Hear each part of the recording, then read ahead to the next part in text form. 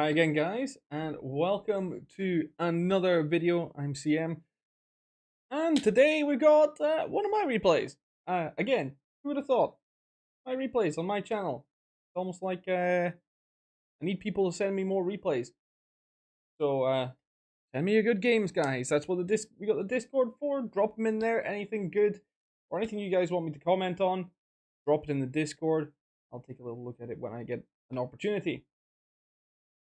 Today, I'm going to be talking about a tank that I recently 3-marked that a lot of you guys might have seen another version of for a very long time in the game.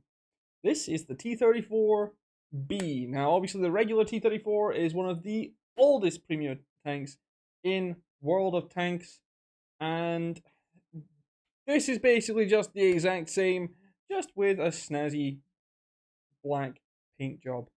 In fact, this tank was part of a 3 tanks. Actually, was it 3? Yeah, at least 3 tanks that were released back in 2017, I believe it was, or was it 2016 at this point? Either Black Friday 2016 or Black Friday 2017. This was released along with a black version of the Panzer 58 Mutz and a black version of the IS-6 for Black Friday, and was think it was one of the first times Wargaming did a reskin of a tank that they put up for sale. Just people were a bit annoyed that it was a whole nother tank that you would have to buy if you wanted the reskin, and they felt it was a bit of a cash grab rather than just let us have the camel, have the color as something like individual that we could buy that we could put on the regular T34. No, they went and just made it a whole extra tank that was fully priced, and the same with the I6B, and the same with the uh, Schwarzpanzer 58 is the black version of the Panzer 58 Mutz. But in every way, it is the exact same as the regular T34. Now, this tank, I do feel, needs a buff for the current state of World of Tanks to make this worth getting. Same with the regular T34, and there are a couple of things that it is good at, but I think overall this tank does need a bit of love. So it's basically the exact same playstyle as the Tier 7 T29 and the Tier 9 T30. You're going to be playing that hold down gameplay. You're hold down support heavy, and for this tank, and the T30 is a hold down support TD. You're not wanting to play any of these particularly long range, because the guns are not super accurate, and it applies to this as well. And the gun on this is the 120mm gun that you would actually find on the T28 prototype and the T30 and the T28 and the T95. So 4 tanks with the same gun. So you have 248mm of AP pen, you have 297mm of APCR pen, both for 400 alpha damage, and you have 60mm of high explosive pen for 515. And good shell velocities all around, so it's fair, apart from the AP and the HE, both under 1,000, but it's still manageable, and very easy to hit, well, to lead your targets with this gun no matter which shell you use. However, leading your targets is one thing, hitting them is another. This is not a very consistent gun at hitting where you aim, in my experience. As for the armor, obviously the hull is the exact same as the T29 and the T30, which is to say your upper plate is not particularly strong. You have obviously a weak lower plate. Your sides are not particularly strong, though you do have enough armor to side scrape against basically everything you meet. And yeah, the hull is definitely something you are going to want to hide at all costs. But then the turret does have some weak points too. Tanks with over 300mm of pen on some shells can go through certain parts of the gun mantlet, just basically to either side of the gun, where there is a bit of an armor hole, where it doesn't overlap with the rest of the turret. And this little part with the rivets here, that you can see if I zoom in, this plate here is actually kind of weak. So I think you only need about 220 to 230 pen to get through that. It is kind of RNG as to hitting it, because it is very small, but it is still a weak spot. If your gun is bigger than 105 millimeters in caliber, actually, I think it has to be slightly more. So you have a roof of 38 millimeters in terms of armor thickness. I think it's like 38.4 or something like that. So if we just do round it up to 39 and do that, so that's 90 plus 27. So call it 117 millimeter caliber guns or bigger will auto pen this bulge on the roof, or in fact, basically most of the roof in general. And the way I always remember it when shooting at these is you basically draw a line from this little vision port and follow it around most of the turret, and you will probably pen most of it without having to actually, need like a flat angle. You can basically just shoot here if you've got like a 120 mil. This is very handy if you're fighting another T34 or a T30 or a T29. Most people will actually hit that aiming for the cupola, which is itself a weak spot, but it is quite small. The area they need to hit is basically the hatch itself, not the optic part, which is heavily rounded and angled, as you can see. Also, interestingly, compared to the T30 and the T29, the T34 does have this extra plate on the back. So the back is actually roughly 200 millimeters thick. So if you have a shot on the back of the turret at this angle, don't shoot the back plate. Shoot the rest of the side if you can. And with that said, let's get into replay. Also, I will note, it's not the fastest tank. We are going to speed things up a little bit, because we're here on airfield. It's a tier 9 match. And we are going to go to the stereotypical heavy tank area, as always. Even though this map is not... Wargaming actually managed to make it worse to play with the latest updates to this map, but it is what it is. We're looking to see if someone's in there. Blind firing, because I do expect the even 90 to be in there, because the LHMTV actually was not the one that spotted us there. Looking to see if anyone's trying to peek. Even 90 does get spotted, which I was correct in assuming that he was there. He just pushed up to the next rock while I was behind this cover that I'm next to. Basically looking to see if we've got a shot on him. I kind of feel like at this point I could maybe have been looking at the AMX M451 a bit here, but he wasn't really peeking enough for me to really do much against. Obviously, I'm not wanting to peek the middle because the enemy TD spot on D9 there has easy shots down that way. Even 90 would have side shots, and I don't really want to fight a BZ-176. Now, very interesting early game push from the two top tier heavies in a platoon on the enemy team. Not what I would have done this early. So I am firing full APCR, because this was from when I was trying to 3-mark it. I was getting pretty close at this stage. So full APCR it is. Obviously you want to try and block people from shooting your roof if you can, or your cupola. So raising your gun is a viable tactic there.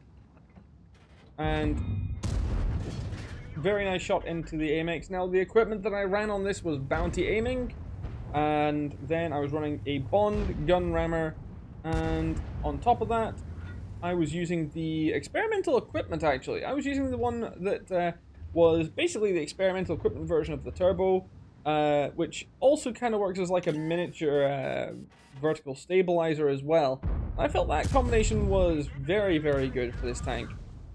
It reined in a lot of the worst characteristics of the gun, and this gun does not have great DPM, and I was of course running food as well. With a really good crew, food, a Bond gun rammer, you're only going to get about 2000 DPM. It was only like 2060 DPM that I ended up with it on this thing. So it was something like an 11.6 second reload for 400 alpha, which is not great these days at tier 8. Now obviously this tank is actually really good for grinding credits, because you've got that very high AP pen for a tier 8 at 248 millimeters. It is very, very good for grinding credits. And actually, even while I was firing full APCR, I found myself actually making credits fairly reliably. Now, obviously, this is with a premium account, and this is also a premium tank, so you've got the double-edged sword of that. But even without boosters, this tank I found was good for grinding credits. Nice shot into the side of the Iron Arnie. I would not have hit that without the bounty improved aiming module because of how inaccurate this gun can be if you don't spec into that with your equipment. We are going to harass this guy a little bit because we don't want him staying there. So take a nice aim at his track wheel. A little unfortunate that goes low. He doesn't spot us, however. Maybe he's got a dead commander from our shot, but not entirely sure what happened there for him to not see us. That thing does have good view range. There's not much that the enemy team are doing as far as them peeking, it seems like, so I'm just playing this kind of patient, waiting for the Iron Arnie. We also spot the G-Saw. We take the shot at the Iron Arnie because realistically, he's the bigger threat of the two to us because, well, he has much better armor. He is also still very mobile. And the G-Saw, as we saw, just threw his tank away. So in from a practical sense, for 3 marking, shooting the G-Saw would not have been the way forward there. Enemy team kind of throwing away tanks a little bit here, but they do seem to have the hit point advantage for the moment. We're just kind of taking our time, taking opportunity shots on anyone that we can. Iron Arnie peeking again. He's just out of view range behind that bush. We're trying for the side shot. Get a bit unlucky, however, and that hits the upper plate or the turret front somewhere. I didn't really check to see where that hit. In the end, it bounced, so does it really matter where it hits? Not really. Bounce is a bounce. Enemy cavalry here, playing in the middle. Not really advisable. And here we're going to get a nice free shot on the standard B. Gun is behaving right now, which is good. Because, trust me, guys, this gun can really misbehave at times. Iron Arnie peeking once again, not far enough for us to shoot, however. We will have to try and get shots on other tanks soon, however. And at this point, I decide, can we get shots on that Kari or that standard B? As our friendly Kari takes out the Iron Arnie. Now, in this situation, I want to try and stop people from playing the middle, to try and stop them from actually having fun and actually moving around. But it doesn't seem like the enemy team are really up for much there, so I decide, well, at this point, that LHMTV is actually killing people. So I decide, see if we can get one last shot on the standard B, and then in just a moment we will be trying to push forward.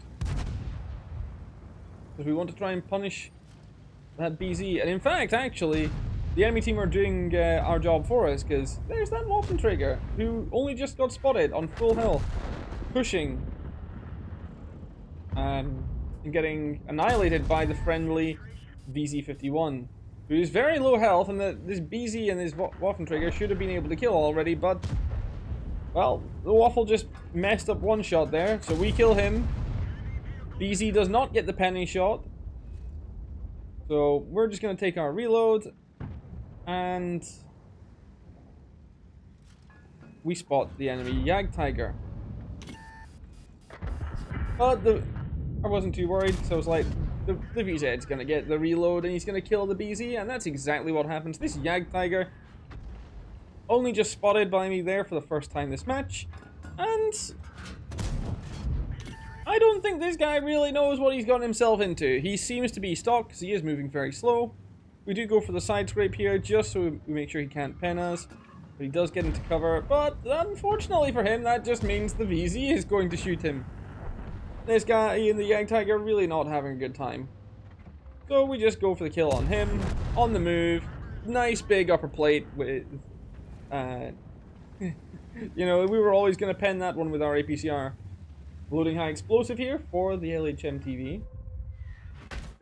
Alright, nasty hit from artillery there, damages our gun. Now I know the Pantera is there, I figure, you know what, YOLO. He bounces off of our cupola there as well, unfortunate for him. Now I noticed that the LHMTV is trying to jump down, so I decide, you know what, I don't want to follow him into the crossfire of the Kari and the standard B, so I decided to head a bit to the left here. Spot the artillery. We've already switched to high explosive. Amen, amen. And the standard B spots us and the M53 gets away. Reloading back into APCR here because we are going to be shooting the standard B. High explosive not going to be super reliable against him. But then we see the LHMTV get a shot on while he's trying to run. We are not going to be getting much help from our team here, by the way. Because those Yak Tigers are going to be very slow getting anywhere. And the friendly light tank is going for RT, so this is going to be a bit rough here, guys. So, take the shot on the standard B. Very lucky high roll that we killed him there. Remember, 400 alpha damage in this tank, so that was almost a 10% high roll. Harry gets a second shot into us, does high roll on us, but he has 500 alpha damage. And he would have needed to roll a bit higher than that to kill us. And he's the last one on his team. We get a nice last shot on him. And the friendly Yag Tiger picks up the kill. So that was 5.4k damage, 5,399 in this case. One away from 5.4, but we'll count it, right? And 3 kills in the T34. This is I would say this is about as good as you're going to get in like any good opportunity match for this tank.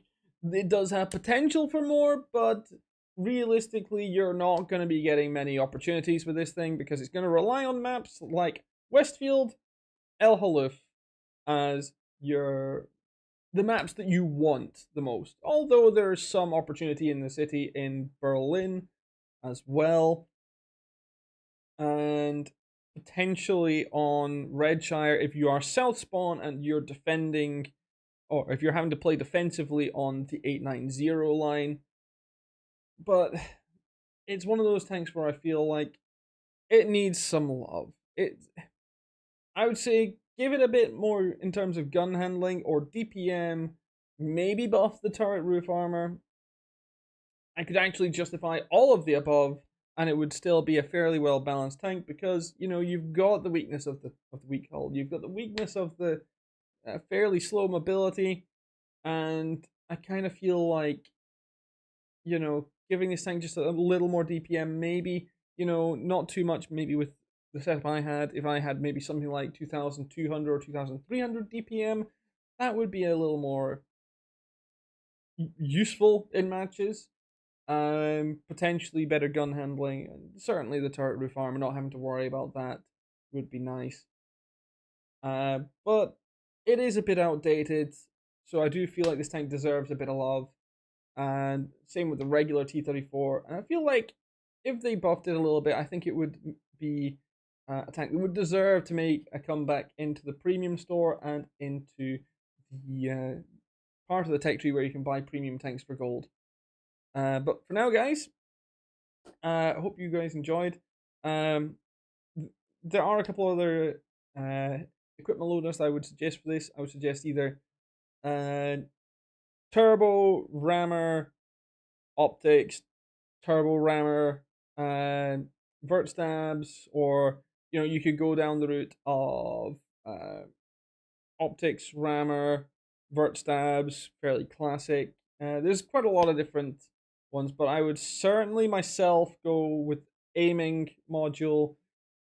I would certainly go with a rammer, and then the last one is kind of up to you.